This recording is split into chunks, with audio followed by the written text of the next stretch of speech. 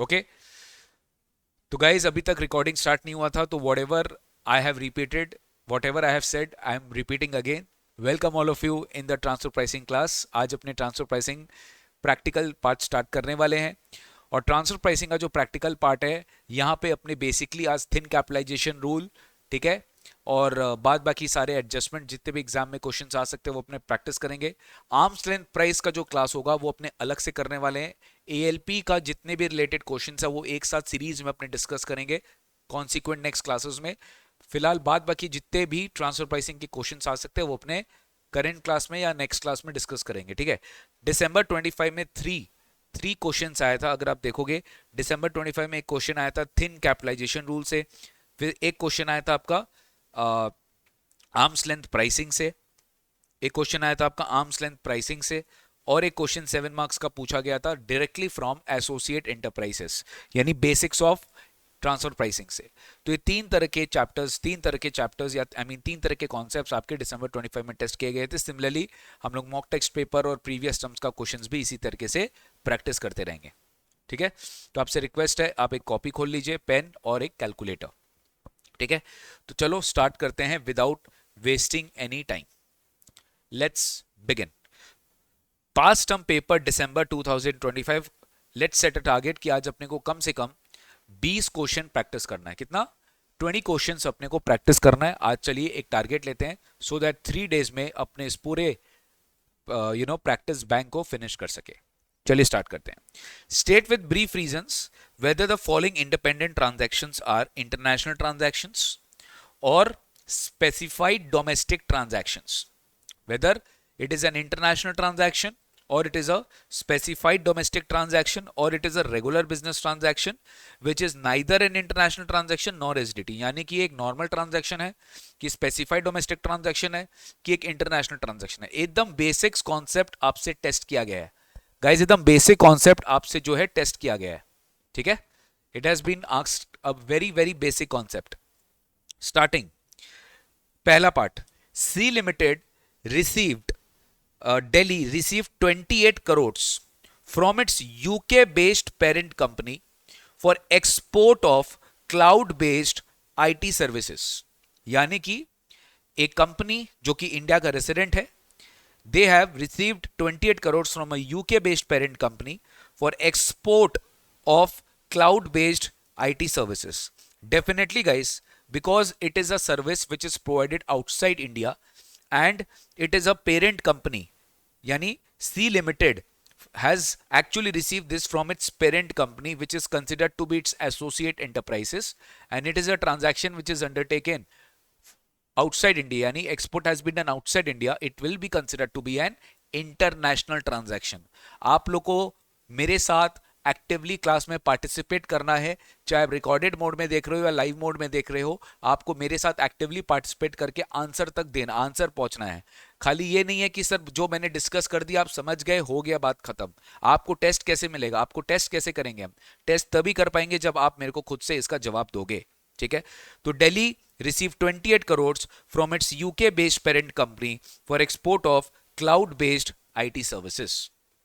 Next, AB Limited Jaipur paid 26 crores। AB Limited Jaipur, Jaipur का एक company है, 26 crores पे किया for purchase of electronic devices from its subsidiary company जो कि कहां लोकेटेड है?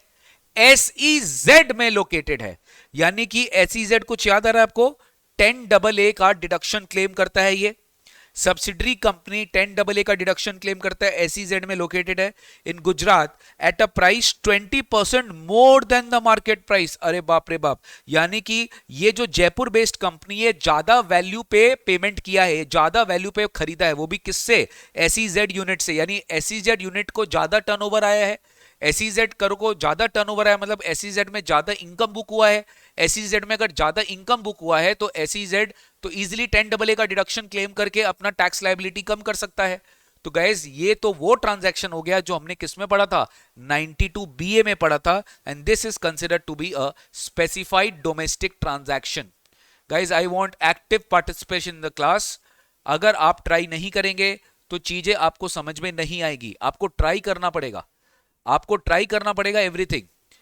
आपको सब ट्राई करना पड़ेगा कि हाँ सर ये हमको समझ में आ रहा है। Specified domestic transaction, if you remember कि any transfer of goods and services or any transaction between an enterprise claiming deduction under 10AA with any other associate enterprises, that will also be considered to be a specified domestic transaction if the total value of the transaction exceeds 20 crores। तो यहाँ पे transaction की total value कितनी है? 20 करोड़ से ज्यादा है। यही अगर 15 करोड़ होता, 18 करोड़ होता, तो ये स्पेसिफाइड डोमेस्टिक ट्रांजैक्शन के अंदर में नहीं आता। ये स्पेसिफाइड डोमेस्टिक ट्रांजैक्शन के अंदर में आएगा सर, क्योंकि ये आपका टोटल वैल्यू 20 करोड़ से ज्यादा है। तो yes, it will be considered to be SDT since from a subsidiary located in SEZ transaction exceeds the threshold limit of 20 crore. Next आते हैं ईएफ लिमिटेड चेन्नई। ठीक है, EF limited Chennai, EF limited Chennai sold power generated by it to its holding company located in Mumbai at a premium price of 130% and the amount is 7.8 crores and the amount is 7.8 crores। ध्यान दो, एक Chennai based company है बेटा, इसने क्या किया, इसने powers बेचा अपने ही होल्डिंग कंपनी को जो कि बॉम्बे में लोकेटेड है। वो भी किस प्राइस पे बेचा? उसने किस प्राइस पे बेचा बताइए? उसमें किस बात पे बेचा? ये पावर सेल किया है, और पावर के लिए हमें पता है कि एक पावर यूनिट को सेक्शन 80 IA में डिडक्शन मिलता है, वो टैक्स हॉलिडे के लिए एलिजिबल है। और इसने क्या किया, यही तो बात थी कि आपको ये पावर से समझ में आएगा कि पावर यूनिट है तो पावर यूनिट को अलग से 80 IA में टैक्स हॉलिडे मिलता है, और अगर उसको टैक्स हॉलिडे मिलता है तो डेफिनेटली ये स्पेसिफाइड डोमेस्टिक ट्रांजैक्शन में आ सकता है, क्योंकि यहां पर वो इजीली प्रॉफिट्स को अपने ओवर में बुक कर सकता है, ओवर बुक कर सकता है और इनकम टैक्स कम पे करवा सकता है। तो sir in that situation sold power, क्योंकि ये टैक्स हॉलिडे क्लेम करेगा, to its holding company at a premium price. अरे बाप रे बाप, ज्यादा से ज्यादा टर्नओवर बुक कर रहा है, 130% ओवर प्रीमियम में बुक कर रहा है, and the amount is only 7.8 crore. कुछ याद आ रहा है सर? यही सर, यहां पे दो ये स्पेसिफाइड डोमेस्टिक ट्रांजैक्शन हो सकता था, but the total value of the transaction does not exceed 20 crore. तो अगर 20 करोड़ से ज्यादा नहीं है तो सर यहां पे ये क्या हो जाएगा? स्पेसिफाइड डोमेस्टिक ट्रांजैक्शन नहीं होगा, ये एक रेगुलर बिजनेस ट्रांजैक्शन होगा। आई रिपीट, ये क्या होगा? ये एक रेगुलर बिजनेस ट्रांजैक्शन होगा। It will not be a specified domestic transaction because the total value of the transaction does not exceed 20 crore. तो यहाँ पे एसडीटी नहीं होगा, ये रेगुलर बिजनेस ट्रांजैक्शन होगा। Next, TD private limited Kochi pay 33 crore to SS private limited Mysore, दोनों India में है, for the raw material purchase. SS private limited is taxable under 115 BAB, यानी कि हम जिनको पेमेंट किए हैं वो 115 BAB में टैक्सेबल है, यानी कि वो कंसेशनल रेट में टैक्स दे रहा है। हमने उसको 33 करोड़ पे किया है। Transaction was at a cost plus 30% for SS private limited who sold at the cost plus 10% to other parties. मतलब बात एकदम क्लियर है बेटा, ट्रांजैक्शन जो हुआ ये कॉस्ट प्लस 30% मार्जिन में हुआ फॉर एसएस प्राइवेट लिमिटेड। मतलब कि टीडी लिमिटेड ने इसको एसएस प्राइवेट लिमिटेड को, सिंपल है बेटा, टीडी ने पेमेंट किया किसको? एसएस प्राइवेट लिमिटेड को, क्योंकि एसएस प्राइवेट लिमिटेड क्या किया? इसको रॉ मटेरियल बेचा। अब एसएस प्राइवेट लिमिटेड खुद क्या है? 115 BAB में है, ठीक है। अब ये क्या कर रहा है? ये कॉस्ट प्लस 30% में इसको बिलिंग किया होगा, तब ये इसको 33 करोड़ पेमेंट कर रहा है। अब ये वो यहां पर लिखा है who sold at cost plus 10% to other parties, यानी इसका आर्म्स लेंथ प्राइस कितना है? इसका आर्म्स लेंथ प्राइस तो खाली कॉस्ट प्लस 10% मार्जिन है, लेकिन ये टीडी प्राइवेट लिमिटेड, क्योंकि वो उसका क्या है? टीडी प्राइवेट लिमिटेड के लिए खाली उसको कितना में दे रहा है? क्योंकि वो टीडी प्राइवेट लिमिटेड को 30% मार्जिन में दे रहा है, मतलब कॉस्ट प्लस 30% मार्जिन ले रहा है उससे, और बाकी लोग के लिए कॉस्ट प्लस 10% मार्जिन है। यहां लिखा है in both the companies Amal is the managing director. यही हो गया ना उसका डीम्ड एसोसिएटेड एंटरप्राइज, कि अगर दोनों में कॉमन डायरेक्टर्स है देन दोनों enterprises are deemed to be associate enterprise. In both the companies, Amal is the managing director and 100% of the shareholding in both the companies are held by Amal and his family members. Yes, this means that the director and the ownership of both the companies are held by the same family members. तो यहाँ पर both TD and SS will be deemed to be associate enterprises, and in this situation SS Private Limited is paying tax at a concessional rate under 115 BAB and doing the business with another associate enterprises in such a manner that the true allocation of profit is not happening. In that situation, ये माना जाएगा एक specified domestic transaction क्योंकि total value of the transaction is more than 20 crores. कितना 33 crore payment हुआ है तो 33 करोड़ का ALP निकाला जाएगा. टोटल वैल्यू 20 करोड़ से ऊपर है तो ये क्या माना जाएगा, ये एक तरीके से स्पेसिफाइड डोमेस्टिक ट्रांजैक्शन माना जाएगा. So since the transaction is covered by 115 BAB and it also exceeds the threshold limit of 20 crore, ये एक तरीके से स्पेसिफाइड डोमेस्टिक ट्रांजैक्शन माना जाएगा. ठीक है दोस्त, एक तरीके से स्पेसिफाइड डोमेस्टिक ट्रांजैक्शन माना जाएगा. हाँ, स्पेसिफाइड डोमेस्टिक ट्रांजैक्शन में सबसे बड़ा ट्रिगर पॉइंट है 20 करोड़ से ऊपर होना चाहिए. अगर 20 करोड़ के नीचे होगा तो नॉर्मल बिजनेस ट्रांजैक्शन होगा, तब ये स्पेसिफाइड डोमेस्टिक ट्रांजैक्शन में नहीं आएगा. Am I clear on this? तो देखो, देखने में सिंपल है बट थोड़ा ट्विस्ट था कि आपको पता होना चाहिए कि एसोसिएटेड है, आपको पता होना चाहिए इंटरनेशनल है कि एसडीटी है. सारे की पॉइंट्स आपको याद रहने चाहिए, तब आप ये इसका क्वेश्चन का आंसर दे पाते. नेक्स्ट आओ. Anita limited N Indian company is engaged in the manufacture of electronic goods. हमेशा क्वेश्चन के पहले ना, स्टार्टिंग के पहले लास्ट चीज पढ़ लो कि लास्ट क्या बोला है. Discuss the applicability of provision of limitation of interest deduction to various borrowings of Anita limited and analyse the interest eligible for deduction of the assessment year. ठीक है, इसका मतलब यहां पे सेक्शन 94B का क्वेश्चन आया बेटा, थिन कैपिटलाइजेशन रूल. यहां पे सेक्शन 94B का जो बेटा है क्वेश्चन आया है, थिन कैपिटलाइजेशन रूल. चलिए स्टार्ट करते हैं. Anita an Indian company engaged in the manufacture of electronic goods. Engaged in the manufacture of electronic goods for export as well as domestic consumption. Raw material and consumables. Raw material and consumables required in the production during the financial year amounting to 90 crores was imported from Europe. ध्यान दो sir, Anita goods manufacture कर रहा है. ठीक है, Anita is manufacturing the goods, electronic goods, export भी कर रहा है, डोमेस्टिक भी सेल कर रहा है. रॉ मटेरियल जो उसके प्रोडक्शन में रिक्वायर्ड है उसमें 90 करोड़ का टोटल रॉ मटेरियल रिक्वायरमेंट है. और ये इंपोर्ट कहां से किया गया, यूरोप से इंपोर्ट किया गया. Out of this goods for 82 crore were supplied by Allen जीएमबीएच जर्मनी. इसमें 82 करोड़ का, कुछ याद आ रहा है, 90% ऑफ द रॉ मटेरियल अगर आपका सिंगल पार्टी से हो रहा है and that is under influenced conditions, then you both are considered to be associate. तो 90 करोड़ का 90% कितना हो रहा है, 81 करोड़ हो रहा है. तो 81 करोड़ से ज्यादा ही आपने 80 करोड़ एक सिंगल पार्टी से खरीदा है, वो भी किससे, एलन जीएमबीएच से, एलन से, जर्मनी से आपने खरीदा है. ठीक है, तो Allen and Anita will be considered to be what, associate enterprise. ध्यान दोगे, Allen and Anita will be considered to be associate enterprises. During the current year Anita has raise the foreign loan and the borrowings. उसने ये सारा loan लिया, ये सारा borrowings किया. Start करते हैं. 1 जून 2024 से ही रेज्ड, बेटा ये एक बार प्रीवियस ईयर 24-25 के हिसाब से आप करोगे. हालांकि जिन भी बच्चों का एग्जाम 2026 में है उनके लिए प्रीवियस ईयर 25-26 और असेसमेंट ईयर 26-27 एप्लीकेबल होगा. अकॉर्डिंगली आप इसको एक एक साल आगे बढ़ा सकते हो. तो प्रीवियस ईयर 24-25 है. In the financial year Anita is raised following loan. 1 June को raised a loan of 50 crore from Allen जीएमबीएच एट इंटरेस्ट रेट ऑफ 9%. ठीक है, 1 जून को लोन रेज किया गया 50 करोड़ का फ्रॉम एलन जीएमबीएच at an interest rate of 9%. The loan is repayable over 5 years after the holiday period of 2 years. Loan is repayable over 5 years after the holiday period of 2 years. ठीक है, तो यहाँ पे 1 June को loan लिया गया. तो सर एलन जीएमबीएच से 50 करोड़ का लोन है, 9% इंटरेस्ट रेट है, और 1 जून को लोन लिया गया. तो करंट ईयर का पहले इंटरेस्ट बता दो. तो करंट ईयर तो तुम्हारा 1 जून को लोन लिया गया, अप्रैल मई में तो कोई लोन नहीं लिया गया, तो आपको 10 मंथ्स का इंटरेस्ट निकालना होगा.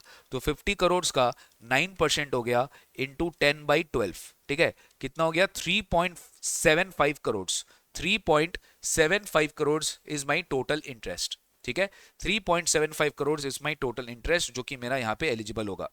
1 अगस्त को raised a loan of 20 crore from bank of Tokyo Mumbai branch at an interest rate of 7.5% per annum.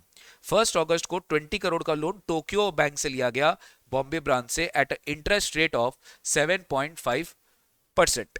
The loan is guaranteed by Andrew limited USA. ध्यान देना, which holds 30% of the equity share capital of Anita limited. कुछ याद आ रहा है आपको, sir loan एक ऐसे company ने गारंटी किया जो अनीता का 26% से ज्यादा होल्ड कर रहा है, तो डेफिनेटली सर ये भी क्या हो गया, एक तरीके से एसोसिएट एंटरप्राइजेस हो गया सर।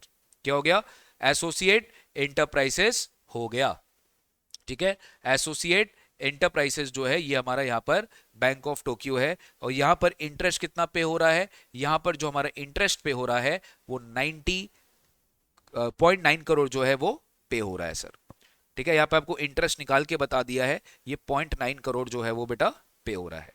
अब क्या बोला है? The net profit reported by Anita was 4.8 crore, लेकिन after debiting all the interest on the borrowed funds, depreciation of 2 crores and provision for income tax of 2.05 crores। तो एक बार अगर मैं अपना ट्रांसफर प्राइसिंग भी चालू करूं, ठीक है, तो अपने को एक बार फॉर्मेट सीखते हैं कि सर किस बेसिस पे हमें इसका फॉर्मेट बनाना है। तो अपने ट्रांसफर प्राइसिंग का चलिए एक दो तीन क्वेश्चन तो अपने फॉर्मेट से करेंगे, बाकी अपने रेगुलर हो जाएंगे, क्योंकि टाइम नहीं है बेटा इतना कि हर क्वेश्चन को मैं लिख के करूं। ठीक है, तो कंप्यूटेशन ऑफ आपसे पूछा क्या है? आपसे पूछा है अलाउएबल इंटरेस्ट, राइट? कितना इंटरेस्ट आपको डिडक्शन मिलेगा, यही आपसे पूछा है। तो स्ट्रेट अवे जो क्वेश्चन का आंसर है वही देते हैं, computation of interest allowed as deduction, computation of interest allowed as deduction to Anita Limited for assessment year, जो क्वेश्चन की डिमांड है। Particulars, amount,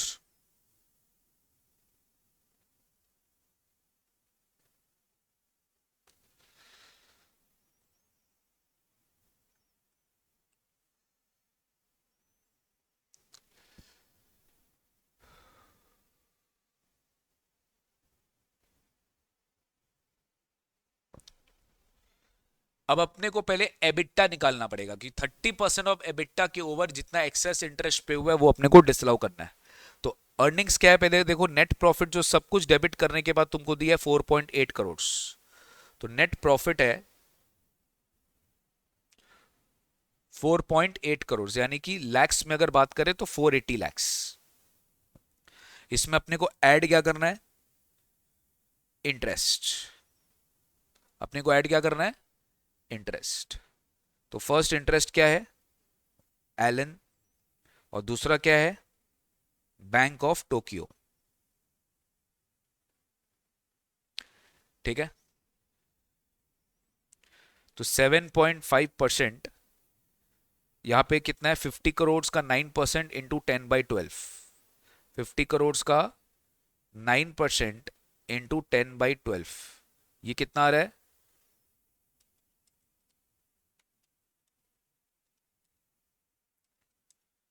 375 lakh. Bank of Tokyo 20 crore है और 7.5% है।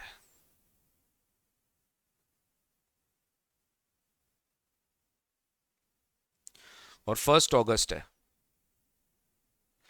इंटू 8/12।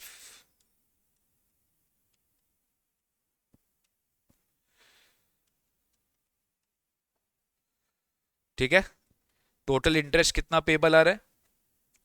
टोटल इंटरेस्ट कितना पेबल आ रहा है? 0.9।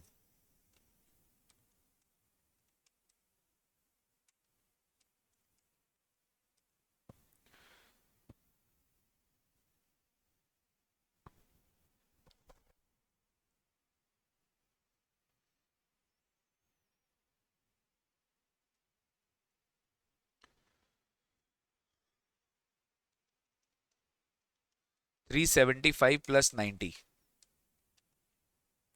465।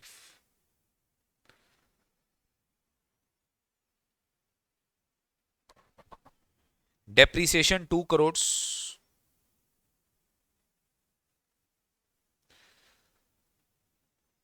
और इनकम टैक्स 2.05 करोड़।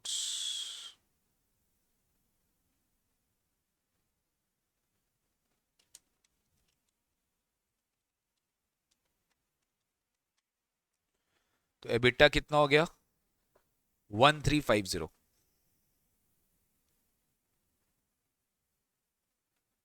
इसका 30% कितना हो गया 405। इसका 30% कितना हो गया 405।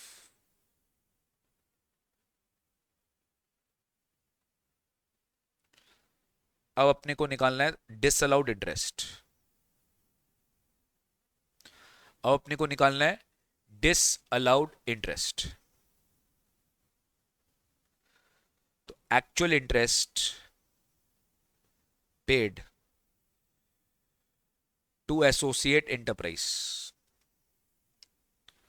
अब अपने को निकालना है disallowed interest actual interest paid to associate enterprise.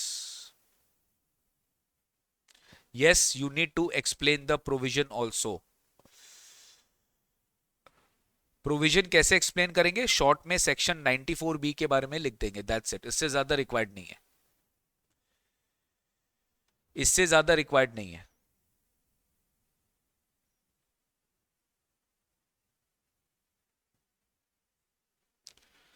अब मुझे बताओ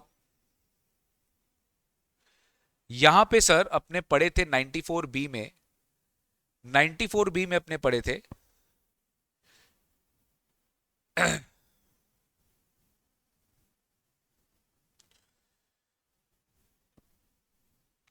अगर आपकी इंटरेस्ट अमाउंट 1 करोड़ से ज्यादा नहीं है किसी भी पर्टिकुलर पार्टी के लिए तो वहां पे आपका थिन कैपिटलाइजेशन रूल एप्लीकेबल नहीं होगा। यहां पे आपका इंटरेस्ट अमाउंट कितना आ रहा है 375 लाख, ये 1 करोड़ से ऊपर है। बट यहां पे आपका इंटरेस्ट अमाउंट कितना आ रहा है 0.9 करोड़।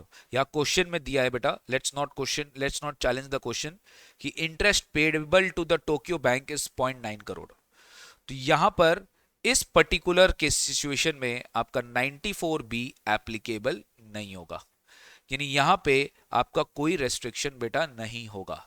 यानी जो भी रेस्ट्रिक्शन होगा उस इंटरेस्ट के लिए होगा जहां पे आपका इंटरेस्ट अमाउंट 1 करोड़ से ज्यादा है। तो actual interest paid to associate enterprise where interest exceeds ₹1 crore. तो ये कितना आ रहा है मेरा 375। ये कितना आ रहा है मेरा 375। ठीक है। यहां पे मुझे नोट देना पड़ेगा डेफिनेटली कि बैंक ऑफ टोक्यो में जो आपने इंटरेस्ट पे किया है वो 0.9 करोड़ का है। इन that situation 94B will not be applicable. ठीक है। अब नेक्स्ट क्या हो जाएगा sir total interest minus 30% of EBITDA. Total interest minus 30% of EBITDA. अब देखो ऑब्वियसली यहां पे अपने कौन सा इंटरेस्ट लेंगे जो तुम्हारा 375 है और 30% ऑफ एबिटा कितना है तुम्हारा 405। तो सर ये तो हमने पेमेंट ही नहीं किया है ज्यादा। ठीक है। हम ना ये जो total interest minus 30% of EBITDA आएगा 375 माइनस 405, तो ये तो नील हो जाएगा, ये नेगेटिव नहीं होगा सर। यानी यहां पे आपका एक्सेस इंटरेस्ट ही नहीं है। क्योंकि ध्यान देना बेटा यहां पे 94B एप्लीकेबल नहीं किया जाएगा, इसलिए जो भी करना है 375 का करना है। तो यहां पर हम क्या करेंगे यहां पर हमको बस एसोसिएट एंटरप्राइज का ही कंसिडर करना है इंटरेस्ट माइनस 30% ऑफ एबिटा में। तो 375 और नील में मेरा जो आंसर आएगा वो क्या आ जाएगा नील आ जाएगा। यानी इंटरेस्ट कुछ भी डिसअलाउ नहीं किया जाएगा। तो अब मुझे बताओ इंटरेस्ट अलाउड कितना होगा। दोनों इंटरेस्ट पूरा पूरा अलाउ किया जाएगा। यानी फर्स्ट आपका एलन का जो इंटरेस्ट है वो भी 375 अलाउ कर दिया जाएगा और बैंक ऑफ टोक्यो का जो इंटरेस्ट है वो भी आपको पूरा 90 लैक्स जो भी 0.9 करोड़ है वो आपको अलाउ कर दिया जाएगा। तो 375 plus 90 465 is your total interest which is eligible for deduction. अब आप यहाँ पे प्रॉपर नोट लिखेंगे। अब आप प्रॉपर नोट लिखेंगे that section 94B is not applicable. Section 94B is not applicable on interest amount or interest payable to associate enterprise when the amount does not exceed 1 crore. When the amount does not exceed rupees 1 crore. When the amount does not exceed rupees 1 crore. Although इसमें एक बात sure है sir कि जो यहां पर आप एक चीज नोटिस करना कि बैंक ऑफ टोक्यो से मैंने लोन लिया, लोन गारंटी एक एंड्रयू लिमिटेड ने किया विच होल्ड्स 30%। देखो आपने लोन एक बैंक से लोन लिया, बैंक और आपके बीच में एसोसिएट एंटरप्राइज का रिलेशनशिप होना चाहिए, बट गारंटी किसी थर्ड पार्टी ने दिया जो आपका एसोसिएट एंटरप्राइज है। तो ये भी एक तरह से मान लिया जाएगा that you are having this, you are doing this transaction with an associate enterprise, but because the loan interest amount does not exceed 1 crore, section 94B will not be applicable. So Anita is an Indian company, it is taking loan from the lender, right? It is taking loan from the lender being the bank, but that has been guaranteed by an associate enterprises, and such interest if exceeds 1 crore then it will be deemed to be the associate enterprise and 94 will be applicable. बोलो clear है sir? तो यहां पे आपको section 94B का जो है निकालना पड़ता, that excess interest payable to associate enterprise on which section 94B is applicable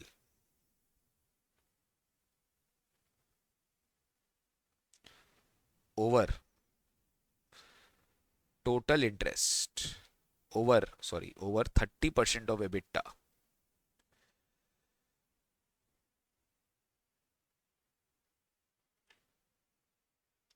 shall be disallowed.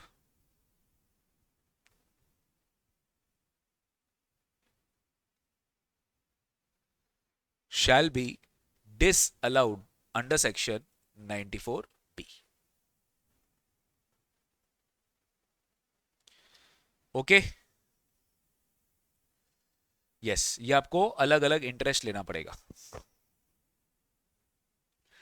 Arms length price का क्वेश्चन हम लोग अभी नहीं करेंगे, वो एक साथ सीरीज में स्टार्ट करेंगे क्योंकि आर्म्स लेंथ प्राइस का अलग अलग मेथड्स है, एक साथ करेंगे तो ज्यादा इफेक्टिव होगा सर। ठीक है, मॉक टेस्ट पेपर में देखो डायरेक्ट क्वेश्चन आया था दिसंबर 25 में एडवांस्ड प्राइसिंग अग्रीमेंट को लेके। Explain the provision of section 92 CD relating to the effect to an advanced pricing agreement, यानी बेसिकली एपीएस का क्या रेलेवेंस होता है, ये चीज आपको डायरेक्ट क्वेश्चन आ गया, एक मॉक टेस्ट पेपर का क्वेश्चन है। मुझे नहीं लगता कि ऐसा क्वेश्चन आपके एग्जाम में थ्योरेटिकल एस्पेक्ट्स में आना चाहिए, बट गाइस इंस्टीट्यूट का कोई भरोसा नहीं है, एनीथिंग कैन बी आस्क्ड। तो ये एक तरीके से एपीए का क्वेश्चन था that when you have entered into the advance pricing agreement इसकी क्या क्या इफेक्ट होती है। तो आपको एक मॉडिफाइड रिटर्न का कॉन्सेप्ट याद होगा that you will have to file a modified return within 3 months from the end of the month in which the agreement was entered into, and all the provisions under section 139 will be applicable on that returns which you are filing within 3 months। ठीक है, फिर आपको ये भी पता था कि total income will be assessed accordingly, all the assessment will be completed within the time period prescribed, and order will be passed within 1 year from the end of the year in which the modified return is furnished. तो assessing officer को 1 साल मिल जाएगा time limit to pass the necessary orders. ठीक है, next देखो mock test paper दिसंबर 25 में SDT direct question आ गया कि कौन कौन से ट्रांजैक्शंस एसडीटी में आएंगे और उसकी क्या थ्रेशोल्ड है, 20 करोड़ है for the applicability of TP position. तो if the total value of the transaction exceeds 20 crore then the domestic transaction, specified domestic transaction will have to be computed as per the arm's length price. So certain domestic related party transactions which are required to be computed at arm's length price to prevent profits shifting between taxable units and tax exempt units. ये एकदम perfect line है. It is basically to prevent profits shifting from the taxable units to tax exempt or deduction claiming units within India. तो जो specified domestic transaction का purpose है वो यही है सर। ठीक है, तो ये सारे जो transactions है refer to in ATA, ATIA 8, ATIA 10, any transaction refer to another section under chapter 6A or 10AA to which provision of ATIA 8 and ATI 10 is applicable. 10AA का अगर हम सेक्शन पढ़ते हैं, टैक्स हॉलिडे का अगर हम section पढ़ते हैं, तो वहां पे भी ATIA 8 और ATIA 10 को इन लोगों ने इस तरीके से हर जगह एप्लीकेबल किया है कि मान लीजिए एक पर्टिकुलर कंपनी के बीच में अगर एक टैक्स एग्जम्प्ट यूनिट है और एक टैक्सेबल यूनिट है, इनके बीच में कुछ इस तरीके से बिजनेस आप करवा रहे हो, दोनों के बीच में बिजनेस हो रही है, दोनों के बीच में ट्रांजैक्शन हो रही है, जिससे एक को बहुत ज्यादा प्रॉफिट आ रहा है, एक को कम प्रॉफिट आ रहा है, जिसको बहुत ज्यादा प्रॉफिट आ रहा है वो कम टैक्स दे रहा है क्योंकि उसके ऊपर डिडक्शन अलाउड है। सिमिलरली दो अलग अलग कंपनीज अपने अरेंजमेंट्स को इस तरीके से मैनेज कर रहे हैं, दोनों रिलेटेड पार्टी है एंड एक को ज्यादा प्रॉफिट आ रहा है, एक को कम प्रॉफिट आ रहा है, तो गवर्नमेंट यहां पर क्या करेगा, ट्रांसफर प्राइसिंग प्रोविजन एप्लीकेबल करेगा by including them in the definition of specified domestic transaction if the total value of the transaction exceeds 20 crore. अगर total value of the transaction 20 crore से ज्यादा है तो यहां पे गवर्नमेंट जो है अपना प्रोविजन यहां पे एप्लीकेबल कर देगा सर। Similarly, 115 BAB 4 में if there is any business transacted और 115 BAE में by cooperative society any business transacted, तो यहां पे भी specified domestic transaction का similar rule applicable हो जाएगा सर। ठीक है, MTP December 25 यहाँ पे डायरेक्ट क्वेश्चन आ गया sir, explain the provisions relating to the secondary adjustment. ठीक है, तो सेकेंडरी एडजस्टमेंट्स का डायरेक्ट क्वेश्चन आ गया। देखो डायरेक्ट क्वेश्चन मेरे को क्लास में कह रखे कोई पॉइंट नहीं है, ये तुम लोग खुद से कर सकते हो। डायरेक्ट क्वेश्चन आएगा तो तुमको डायरेक्टली एग्जाम के हिसाब से तुमको क्वेश्चंस के आंसर्स लिखने पड़ेंगे, what ever you know best you can write, but मेरे हिसाब से इतना ज्यादा थ्योरेटिकल टीपी से आपको एग्जाम में नहीं आना चाहिए sir. MTP December 25 mock test paper में ये लोग कभी कभार पूछ लेता है, बट ऐसे आपके एग्जाम में क्वेश्चन नहीं आना चाहिए। अब देखो MTP में ये भी आ गया, discuss the conditions which needs to be satisfied for deemed. तो इतने सारे रिलेशनशिप्स मैंने आपको बताए थे, मैनेजमेंट के, कंट्रोल के, कैपिटल के, 26% इक्विटी राइट हो गया, appointment of 50% of the major board of directors हो गया, वन और मोर एग्जीक्यूटिव डायरेक्टर्स हो गया, 10% होल्डिंग इन फर्म हो गया, एओपी हो गया, या गारंटी हो गया 10% of the total debts, giving loan of more than 51% of the total value of the assets. तो ऐसे बहुत सारे रिलेशनशिप्स आपके डीम्ड एसोसिएट एंटरप्राइज में हो सकते हैं। 90% of the raw material is been procured for the further manufacturing by a single supplier where the other conditions and prices are being influenced by the other associate enterprises. तो guys अपने को basically सारी relationships जो है ना अच्छे से पता होना चाहिए। तो ये रिलेशनशिप्स ही आपके लिए क्या माना जाएगा, ये सारा एसोसिएट एंटरप्राइजेस माना जाएगा सर।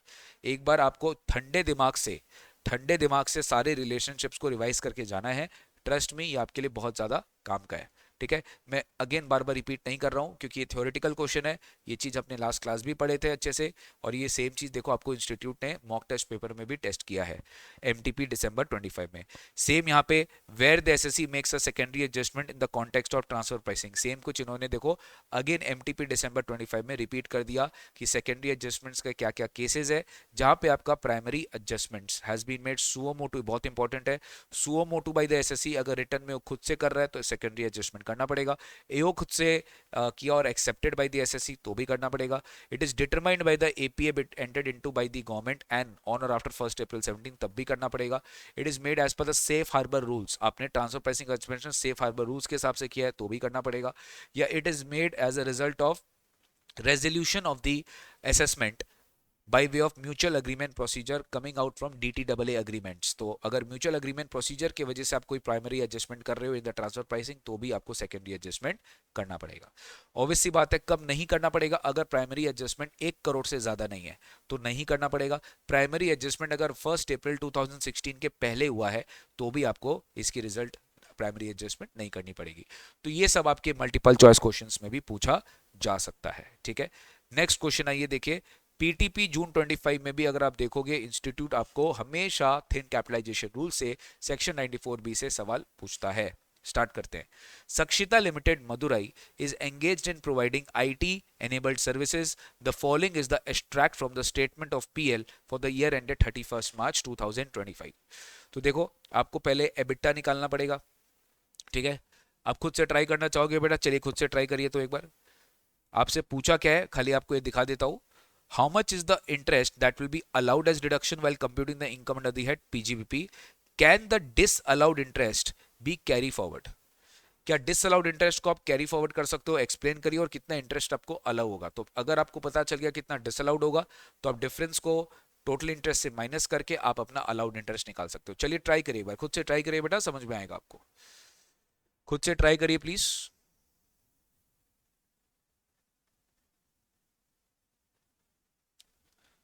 प्लीज गाइस खुद से ट्राई करो एक बार।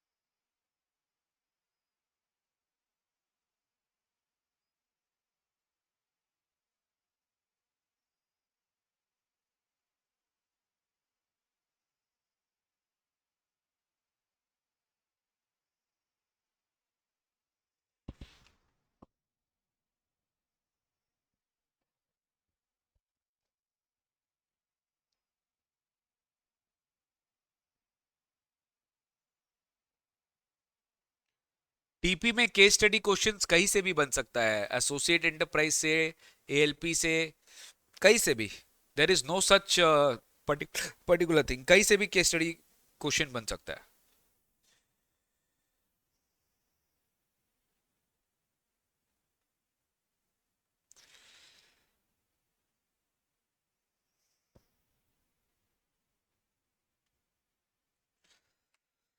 देखो,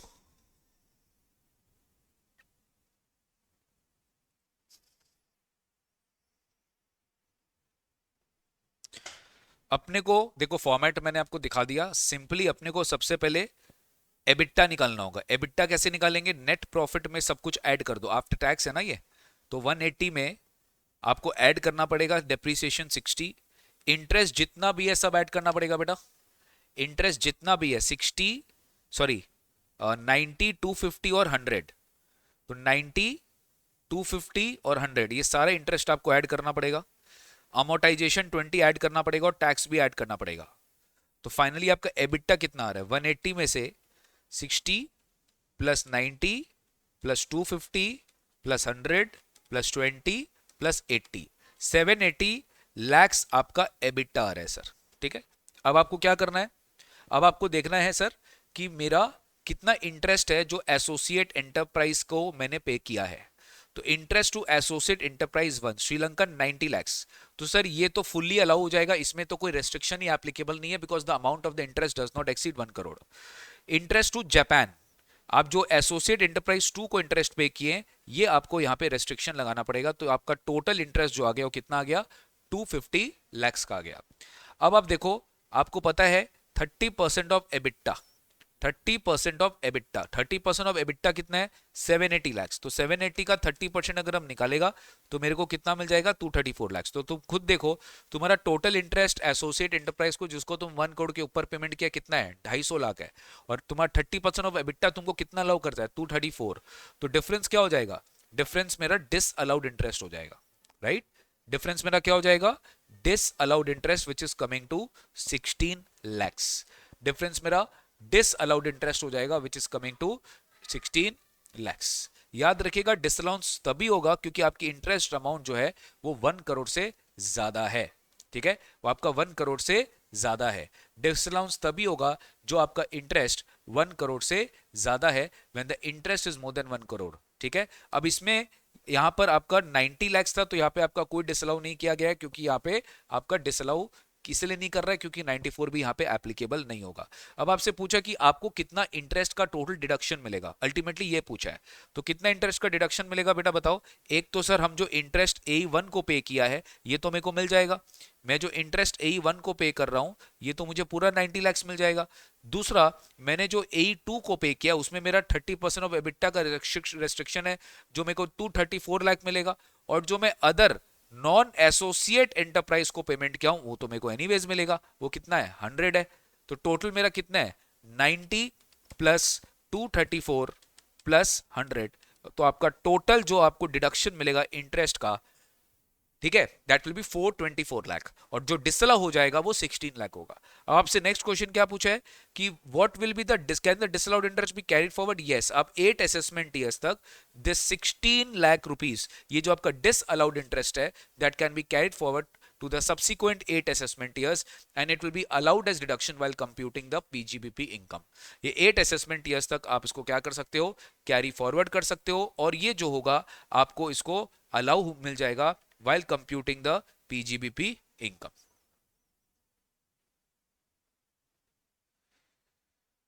ठीक है,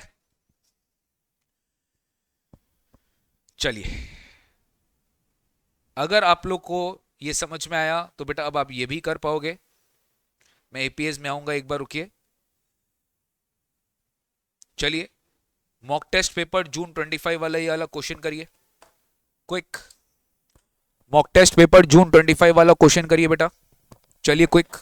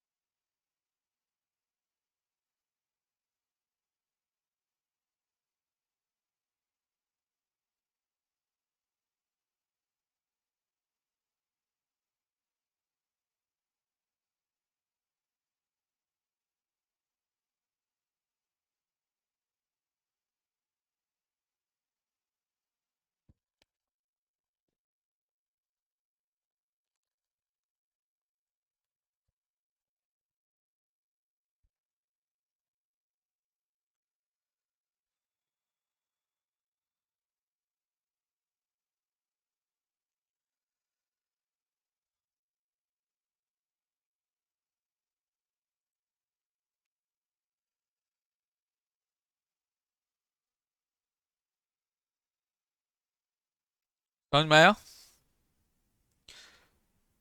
बाबूशन private limited is a subsidiary of Robert LLC of USA. 1 June को Babusan borrowed 2500 lakhs from Robert LLC for which the interest is payable at 6% per annum. No other borrowing is done. Net profit आपको दिया है 95 लाख, तो इससे बेटा EBITDA निकल जाएगा। तो एबिटा कितना होगा? Earnings before interest depreciation amortisation. Net profit दिया है आपको 95, इसमें आप सब कुछ ऐड कर दोगे क्योंकि आफ्टर डिडक्शन दिया है। तो +50 +20 प्लस अमोर्टाइजेशन 10 और इंटरेस्ट। तो अभी एबिटा 175 है, अब आपको इसमें इंटरेस्ट ऐड करना पड़ेगा। ठीक है, आपको इसमें इंटरेस्ट जो है वो ऐड करना पड़ेगा। इंटरेस्ट कितना है? 1 जून को है, तो 2500 लाख का लोन है, इसमें 6% आपका इंटरेस्ट है और इसमें 1 जून है। ठीक है, तो इसमें 10 महीना का आपको इंटरेस्ट देना पड़ेगा।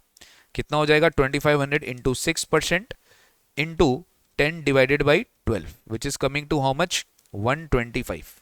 तो 175 प्लस 125 आपका टोटल जो एबिटा हो जाएगा वो हो जाएगा 300 लैक्स।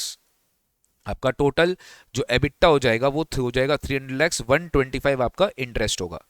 अब आप बताओ, आपने इंटरेस्ट दिया, अब आपको क्या निकालना है? Explain the thin capitalisation applicability and compute the interest eligible for deduction and liable for disallowance in case of Babusan limited. आपको पूरा 94B का आंसर देना है, 94B का एप्लीकेबिलिटी समझाना है।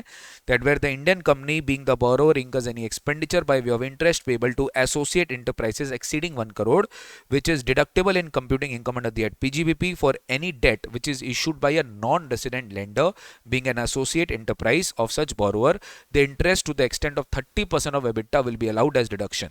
ये आपको प्रॉपर तरीके से एक सिंगल पैराग्राफ में थिन कैपिटलाइजेशन रूल समझाना था। फिर आप क्या बताते? Interest paid to associate enterprise मेरा कितना है सर? इंटरेस्ट है मेरा 125 लाख। ठीक है, उसके बाद आपको 30% क्या करना है? एबिटा का माइनस करना है। तो 30% एबिटा का कितना है? 300 लाख विच इज 90 लाख। तो आपका जो डिफरेंस आएगा 35 लाख, ये क्या हो जाएगा? डिस अलाउड इंटरेस्ट हो जाएगा। क्या हो जाएगा? Disallowed interest. तो 125 लाख में आपका 35 क्या हो जाएगा? Disallowed interest. तो फिर अलाउड इंटरेस्ट क्या हो जाएगा? Allowed interest. तो अलाउड इंटरेस्ट क्या हो जाएगा?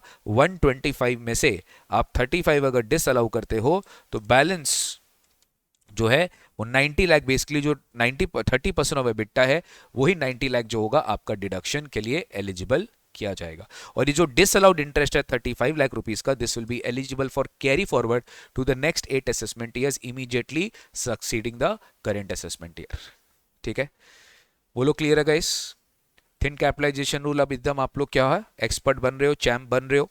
बिल्कुल सर। अब आइए सर, बीच में एक तो अपना एडवांस्ड प्राइसिंग अग्रीमेंट का एक अच्छा सवाल आता है जो इंस्टीट्यूट आपको पूछता है, which is with respect to roll back. ठीक है, रोल बैक का आपको पूरा डिटेल अच्छे से समझ में पता होना चाहिए। अगर आपको नहीं पता है तो आपको दिक्कत होगी, इसलिए एक बार अपने रोल बैक को अच्छे से रिवाइज करते हैं कि सर ट्रांसफर प्राइसिंग वाले पार्ट में एडवांस प्राइसिंग अग्रीमेंट को लेके रोल बैक के कुछ रूल्स है। रोल बैक मतलब क्या कि आपकी जो एडवांस प्राइसिंग अग्रीमेंट होती है ना बेटा, वो नेक्स्ट 5 ईयर्स के लिए एप्लीकेबल होती है। और एडवांस प्राइसिंग अग्रीमेंट जिस साल एंटर होता है उसके प्रीवियस 4 प्रीसीडिंग प्रीवियस ईयर्स तक this APS can be eligible to be applicable, but उसका रूल्स है, उसका कंडीशंस है। उस पर्टिकुलर प्रीवियस 4 साल में मान लो कोई अपील फाइल्ड है, कोई असेसमेंट प्रोसीडिंग पेंडिंग है, अपील फाइनली कंप्लीट हो चुका है, व्हाटएवर द केस में भी, तो फिर उस साल में आप एपीए को एप्लीकेबल नहीं कर सकते। तो ऐसे कुछ कंडीशंस है, कुछ रेस्ट्रिक्शंस है। जनरली आपके एग्जाम में इसी तरह का क्वेश्चन आता है कि बताओ क्या आपका एपीए का है, क्या आपका रोल बैक एप्लीकेबिलिटी है, सब कुछ जो है आपको यहाँ पे पूछ सकता है सर। ठीक है, तो एक बार मैं आपको वो वाला चीज रिवाइज करवा देता हूं। Just give me some time, okay.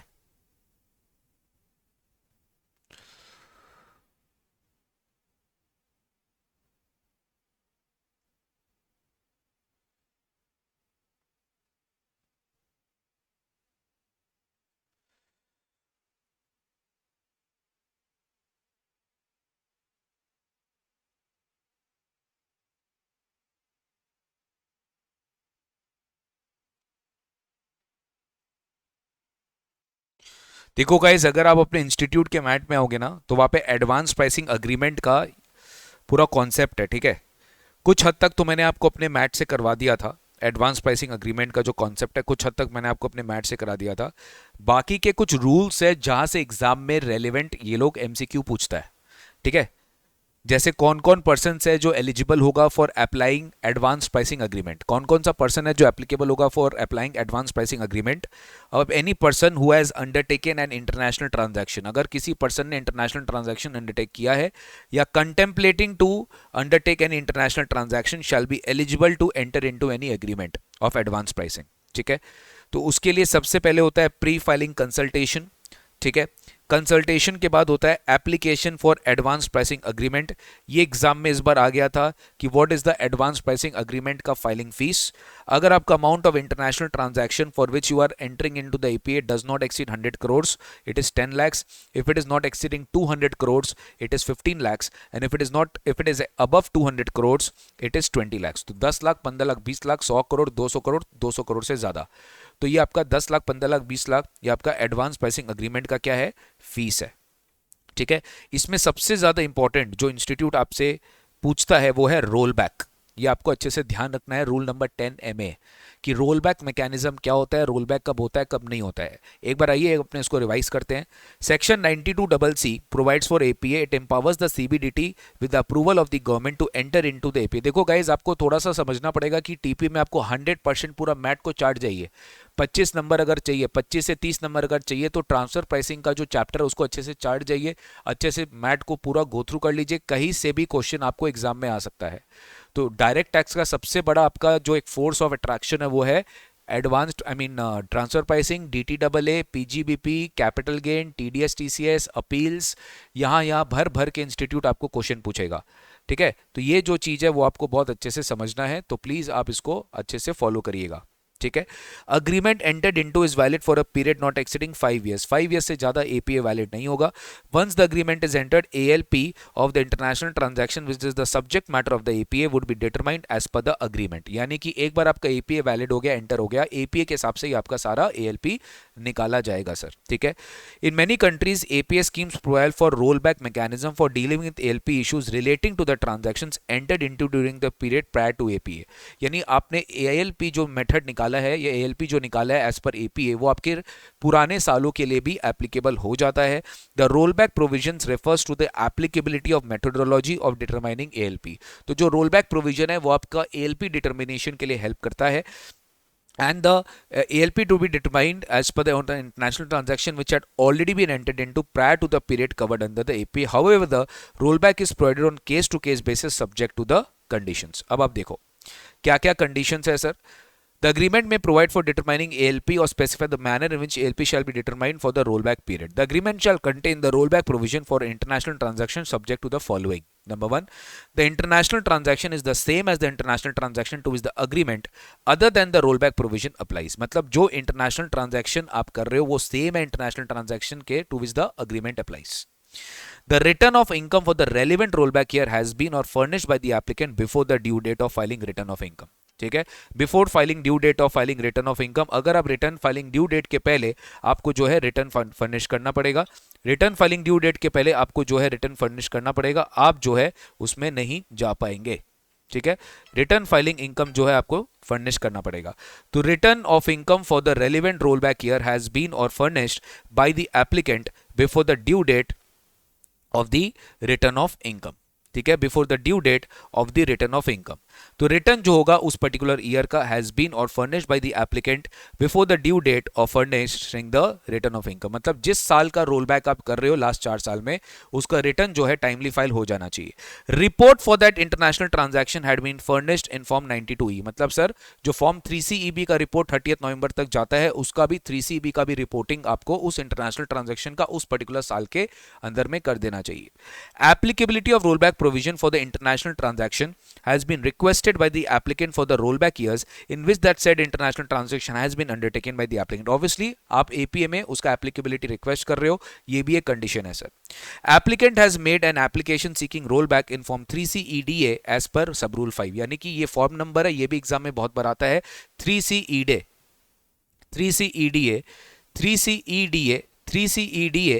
जो होगा आपको एप्लीकेंट को एप्लीकेशन करना पड़ेगा seeking roll back in form 3C EDA as per the sub rule 5। तो एप्लीकेंट क्या करेगा, एप्लीकेशन करेगा सीकिंग रोल बैक का इन फॉर्म 3C EDA एज पर सब रूल 5। तो वो एप्लीकेशन करेगा तभी जाके ये बात बनेगी।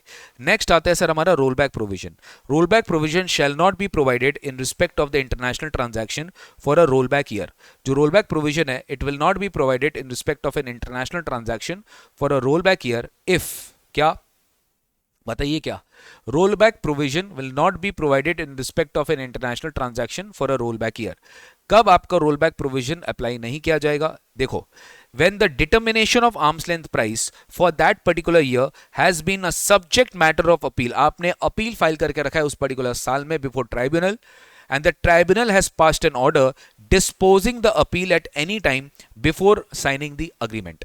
यानी कि सर आपका मैटर अपील में था और ट्राइब्यूनल ने ऑर्डर पास कर दिया है disposing the appeal agreement enter करने के पहले, मतलब ट्राइब्यूनल का ऑर्डर आ चुका है, तो आप रोल बैक प्रोविजन के लिए नहीं जा सकते।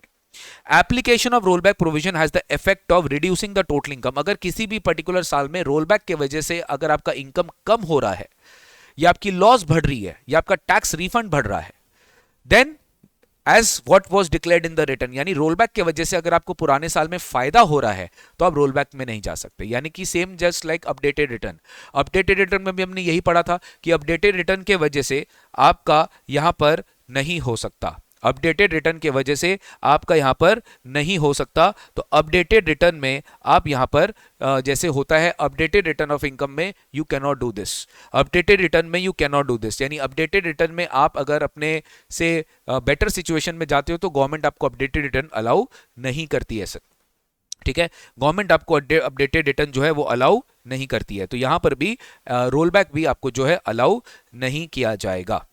Where the rollback provision specifies the manner in which ALP shall be determined in relation to the international transaction undertaken in the rollback year, then such manner shall be the same as the manner which has been agreed to be provided for the determination of ALP of the same international transaction to which the undertaken in the previous year to which the agreement applies, not being a rollback year। क्या लिखा है sir, ध्यान दो, where the rollback provision specifies कि आपका ALP has been determined in relation to an international transaction undertaken in a rollback year, then such manner shall be the same आपको इसी manner में आपको अपना इंटरनेशनल ट्रांजैक्शन का उस साल का निकालना पड़ेगा, यानी जिस हिसाब से रोल बैक प्रोविजन के लिए बोला है उसी हिसाब से आपको एलपी निकालना पड़ेगा सर।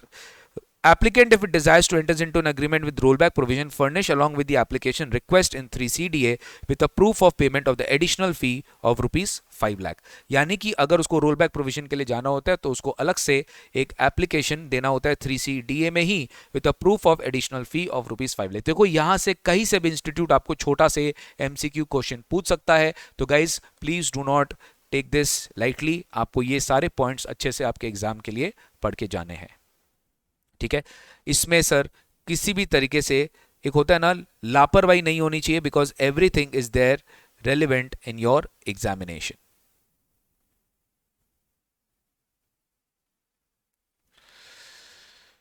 चलिए तो अब अपने एक प्रॉपर क्वेश्चन करते हैं यहां से। Past term paper June 2025, past term paper June 2025। Ramesh Private Limited, Chennai is engaged in the manufacture of electronic goods and exporting the same to its associate enterprises outside India and various other unrelated enterprises। Ramesh Chennai engaged in the manufacture of electronic goods and exporting the same to its associate enterprises outside India and various unrelated enterprises। It has applied for advanced pricing agreement in respect of its transactions with its associate enterprise।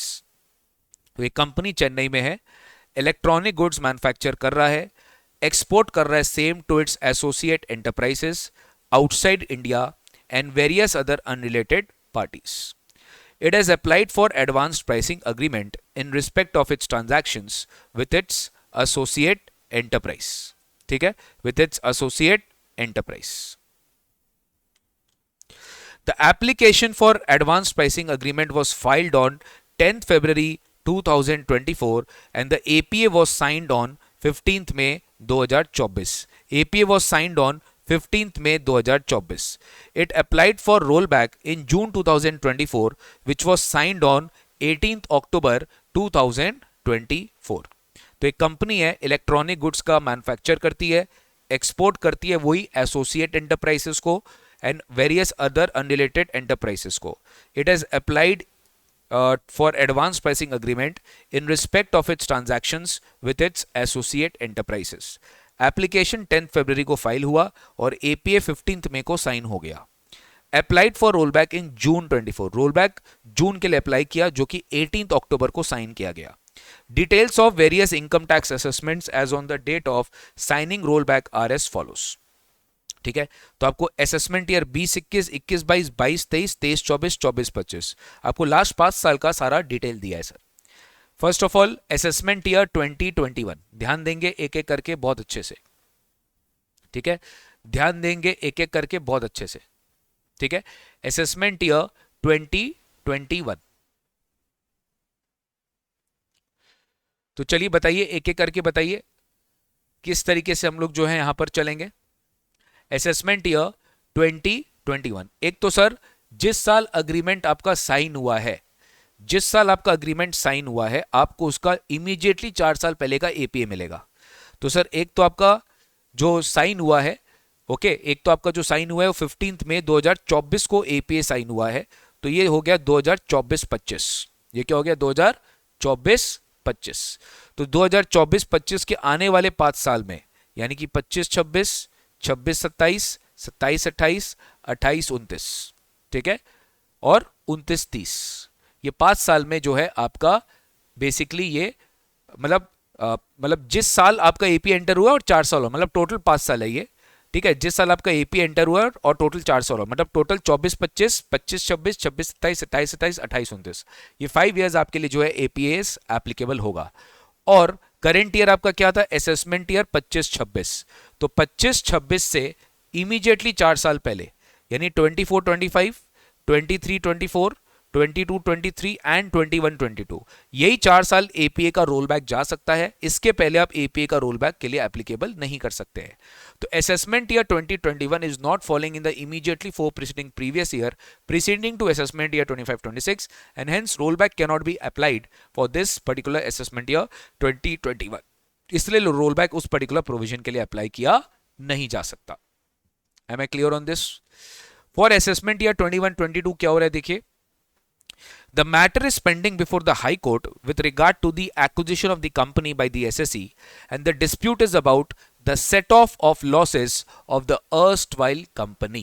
ठीक है, issue is about set-off of losses about the erstwhile company. यानी कि assessment year 21-22 में assessment year 21-22 में high court में matter pending है और dispute is about set of losses of the erstwhile company. ठीक है, तो यहां पर क्या हो रहा है, यहां पर पेंडिंग है, it has not been disposed by the appellate tribunal. तो यहां पे अगर मैटर पेंडिंग है, अगर वो अपील को विड्रॉ कर लेता है तो roll back provision can be applicable. तो roll back will be applicable because यहां पे मैटर पेंडिंग है, it has not been decided.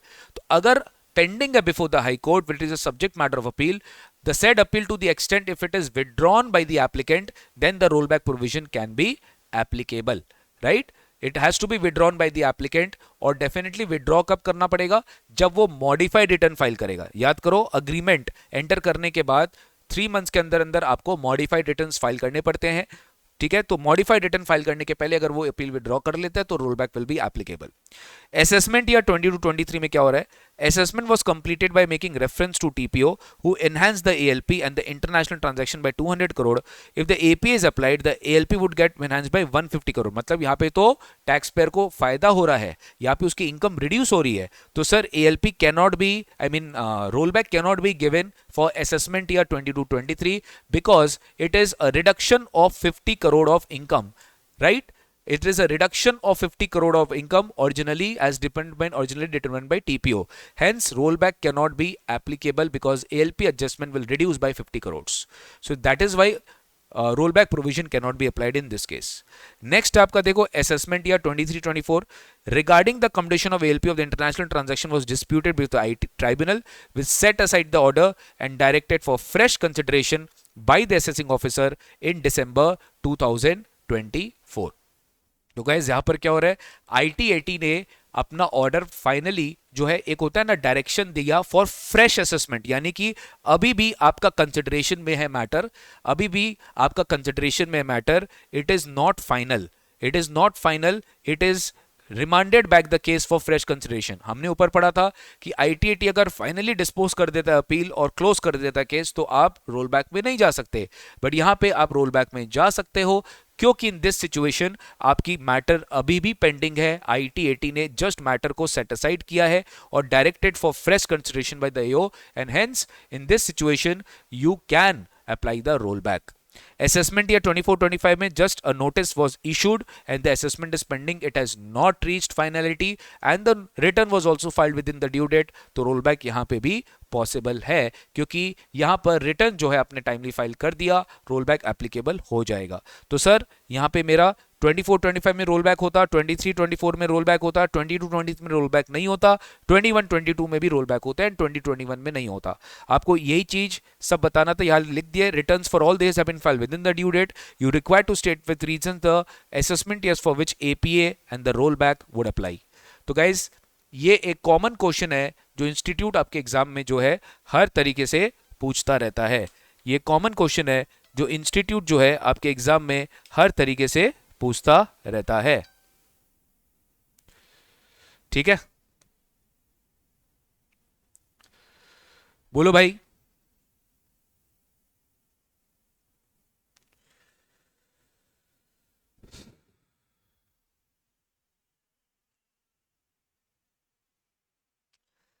Next है MTP June 2025, discuss the provisions relating to secondary adjustments under the transfer pricing regulations in India.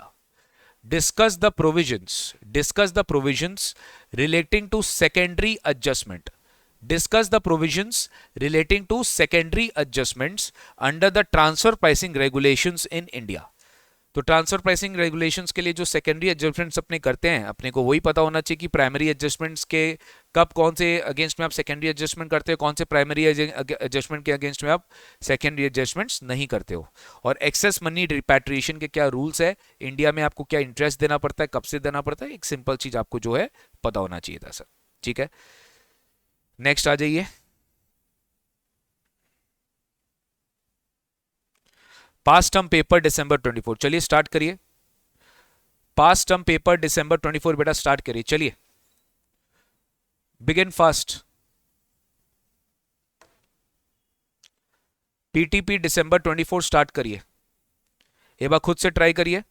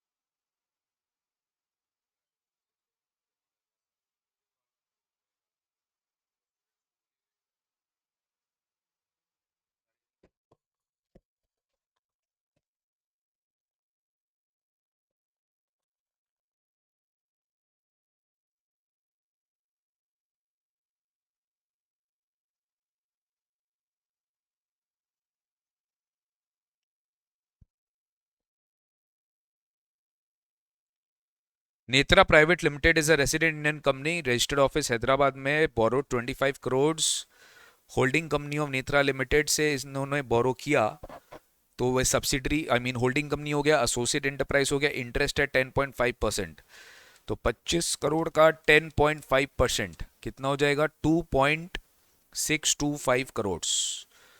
ठीक है, there were no other borrowings made by Netra, net profit कितना है 347.5। इसमें आपको after debiting है interest on borrowed funds, तो इसमें आप 2.625 ऐड कर देंगे, डेप्रीसिएशन 80 लाख ऐड कर देंगे, और इनकम टैक्स 70 लाख ऐड कर देंगे, और अमोर्टाइजेशन 20 लाख ऐड कर देंगे। ठीक है, तो 347.5 प्लस 2.625 प्लस 80 प्लस 70 प्लस 20, ठीक है, तो टोटल आपका जो आ जाएगा वो आ जाएगा 520.125। ठीक है, तो 347.5, एक मिनट, अच्छा ये सॉरी करोड़ है, ये करोड़ होगा बेटा, तो ये अपने को 262.5 लैक्स करना पड़ेगा, 2.625 करोड़ है, तो लैक्स में अपने कर रहे हैं ना, तो 347.5 लाख है प्लस 262.5 करोड़, तो ये आपका आंसर क्या आने वाला है, 347.5 plus 262.5 plus 80 plus 70, 347.5 plus 262.5 plus 80 plus 70 plus 20, total आपका कितना हो जाएगा 780 लैक्स। टोटल आपका कितना हो जाएगा 780 लैक्स आपका एबिटा हो जाएगा। इसका आप 30% निकाल लीजिएगा, आपको खाली 234 लाख का डिडक्शन मिलेगा। एक्सेस जो इंटरेस्ट है कितना हो जाएगा 262.5, जो एक्सेस इंटरेस्ट होगा 28.5, वो क्या हो जाएगा डिस अलाउ हो जाएगा। ठीक है, ये वर्किंग नोट दे देना, समझ में आ जाएगा सर। ठीक है, okay.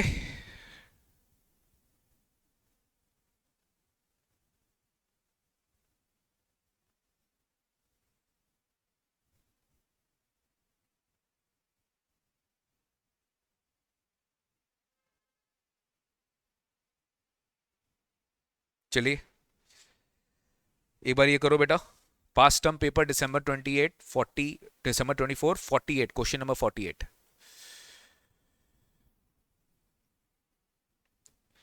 Tan Limited, an Indian company, is a part of multinational group by name Colors Inc. of USA.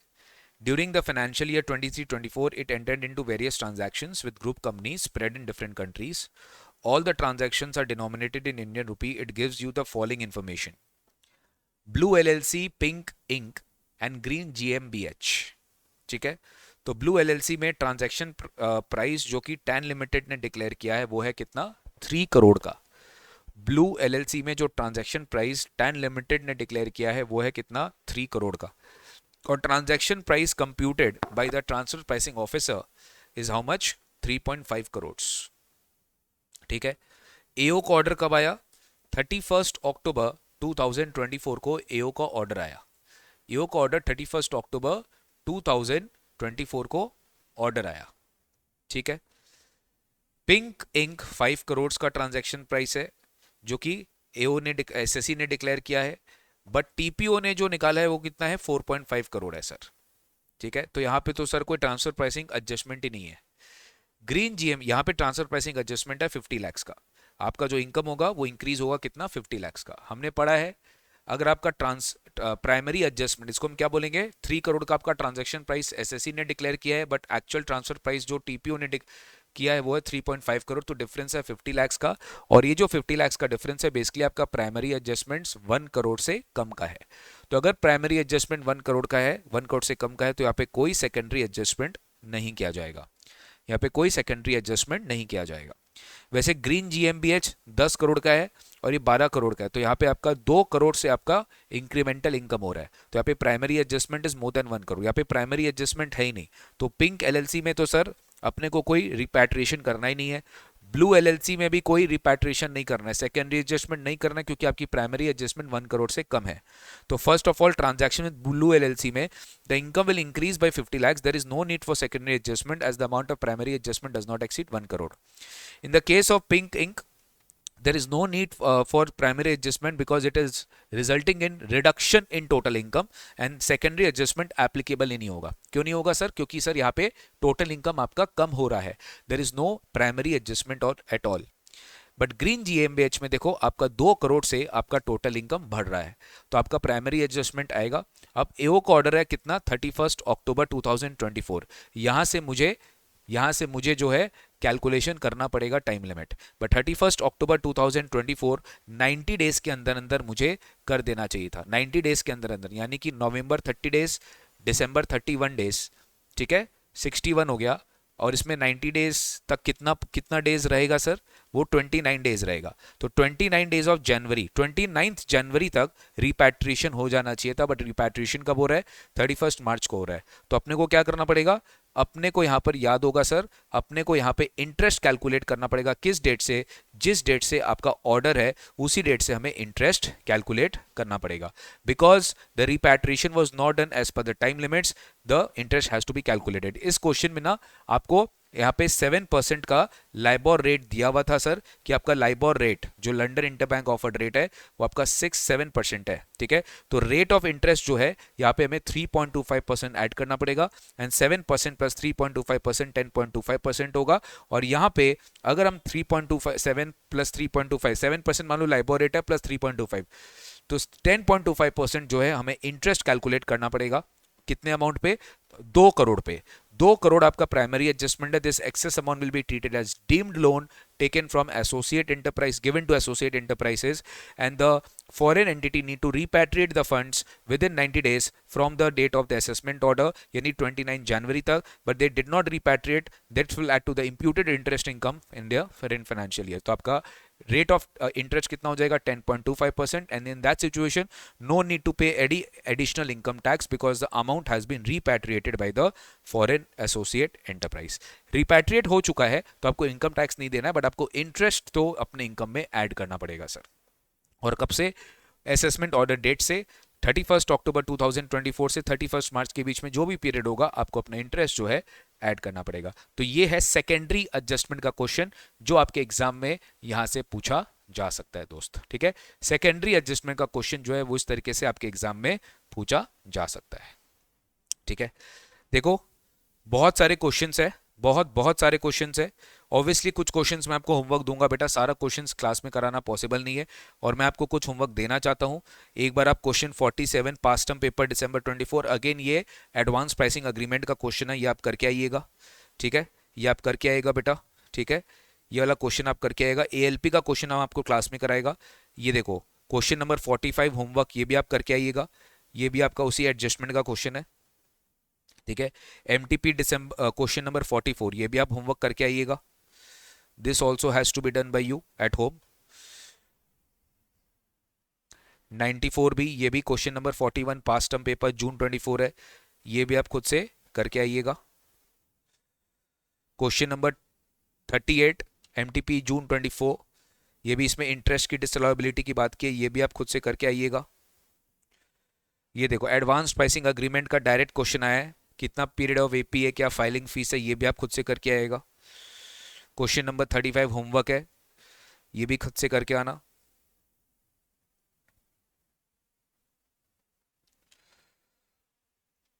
Past term paper दिसंबर 23, जितना प्रैक्टिस करेंगे उतना आपके लिए फायदा है. होमवर्क 94 भी, ये भी खुद से करके आइएगा. अगेन यहाँ पे रोल बैक पूछ लिया, पास्ट टर्म पेपर जून 23, बस इतना खुद से करके आइएगा गाइस. ठीक है, इतना खुद से करके आइएगा. ये सब क्वेश्चंस खुद से घर पे करके आइएगा.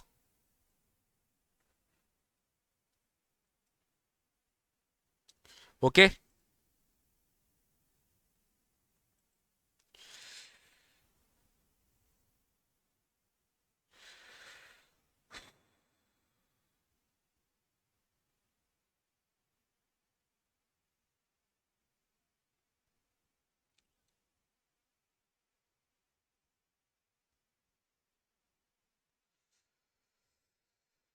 एक्चुअली मैंने क्या किया मैं आपको बता देता हूं. मैंने ट्रांसफर प्राइसिंग का बाय मिस्टेक क्या किया आज का क्लास में, जो आपका फाइनल बुक है, जो आपको दिया गया है, मैं बता रहा हूं क्या क्या डिफरेंसेस है, आपको बता देता हूं, सुनो। कुछ नंबरिंग में डिफरेंस हो सकता है, बता रहा हूं क्यों। एक्चुअली मैंने यहां पे कंटेंट कम कर दिया है, अगर आप ध्यान दोगे। क्वेश्चन नंबर 1 स्टार्ट हो रहा है आपके मटेरियल में, और ये एक्चुअल है पीटीपी दिसंबर 22। बाई मिस्टेक मैंने आज का क्लास इसके पुराने वर्जन वाला पीडीएफ से करा दिया, जिसमें आईसीआई मटेरियल के भी क्वेश्चंस है। खाली मैंने क्या किया बेटा, आईसीआई मटेरियल के जितने भी क्वेश्चंस थे ना, उसको अलग से आपको एक स्कैनर में दे दिया है। देखो, आईसीआई मटेरियल के जितने भी क्वेश्चंस है, क्वेश्चन नंबर 1 से लेकर क्वेश्चन नंबर 1 से लेके क्वेश्चन नंबर 19, अगर आप ध्यान दो, 19 क्वेश्चंस का ही डिफरेंस रहेगा, 19 नंबर का ही डिफरेंस रहेगा। मैंने यहां डायरेक्ट पीटीपी दिसंबर 22 से स्टार्ट किया है, जो कि आपका ये क्वेश्चन से मैच करता है, ठीक है। तो और बाकी आपको एक स्कैनर दे दिया है कि आप एडिशनल क्वेश्चंस और प्रैक्टिस करना चाहते हो तो आप आईसीआई का क्वेश्चन आप स्कैनर से इसको क्यूआर स्कैन करके आप कर सकते हो, ठीक है। तो नंबरिंग को एक बार आप छोड़ दीजिए, अगले क्लास में मैं इस मैट पे आ जाऊंगा, डोंट वरी, ठीक है। अगले क्लास में मैं इस मैट पे आ जाऊंगा। बाई मिस्टेक मैंने इसके पहले वाला जो वर्जन मेरा था वो मेरा ओपन किया हुआ था, मैंने वहां से स्टार्ट कर दिया, ठीक है। खैर छोड़ो, कोई बात नहीं। I hope you understood. खाली 19 क्वेश्चंस का फर्क है और कुछ नहीं है, ओके। चलिए, दैट्स इट गाइज, आज के लिए इतना ही। Thank you so much, take care, God bless you. मिलते हैं आप लोग से नेक्स्ट क्लास में।